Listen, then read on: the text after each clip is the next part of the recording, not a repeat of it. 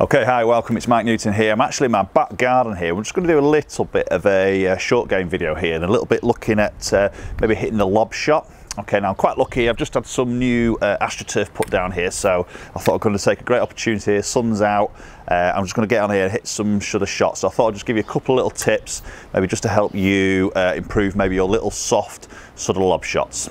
So one of the biggest things I find a lot of golfers do in this particular shot is they start to slow down through impact, so decelerate coming through that crucial point of hitting that golf ball. Now, so if you're going to be playing these lob shots, you're probably going to have a 58 degree, 60 degree, possibly even more. So you've got your lob wedge in your hands here, or if you don't have a lob wedge, you might have a sand wedge here that you're going to start opening the club face up a little bit.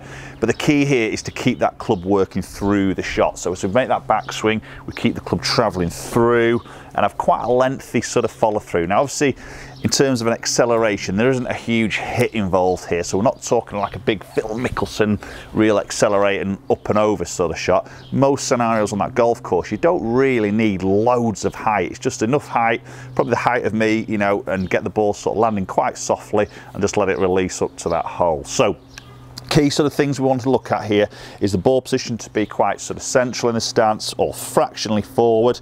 Okay, and then as we make that backswing, we're going to try and feel like we're hitting the same length of follow through as we're doing the backswing. So try and mirror image your backswing here. So as you make the backswing to there, you're following through to that point here, and you're always going to feel that club bruise that ground, that sole of the club. I want you to feel like it's interacting with that ground and trying to get that obviously the blade under that golf ball to get it sort of elevated. So I'm just going to play a couple of shots here. So I'm going to play that ball slightly forward of centre of my stance. I'm just going to open the blade a little bit here. I've got my 58 degree wedge, okay, and I haven't got far here, probably got about 20 foot or so. So I'm literally just going to play some very soft shots, but maybe just watch what I do with the length of the swing. Okay, and you can see on the follow through there, and I'll play a couple here, maybe just a little bit more diagonally in the garden, just so you can maybe see that follow through a little bit.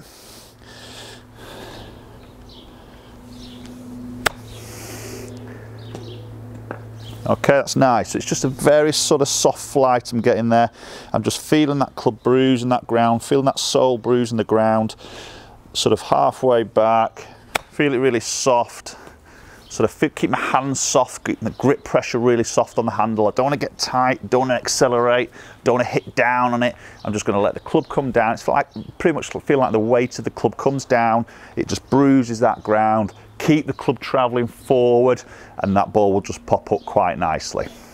Right, okay guys, so a little tip for you there to just try and help your lob shots when you're out on that golf course. So you got that situation near the green, you've got that bunker to go over, you've got the pin tucked quite tight behind it, and just remember the key fundamentals there of just having the ball slightly more forward. Open the blade if you want to. That'll take a little bit of practice on the practice ground maybe, but something for you to work on.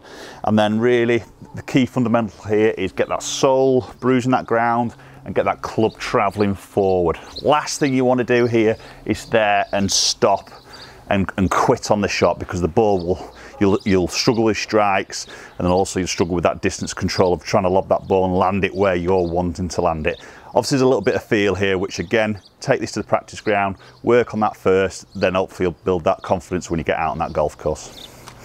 Okay guys, thanks very much for watching. Obviously appreciate you watching the videos. Do hit that subscribe button if you can. Hit the bell icon also to get notifications of any future videos, and hopefully I'll catch up with you all very soon.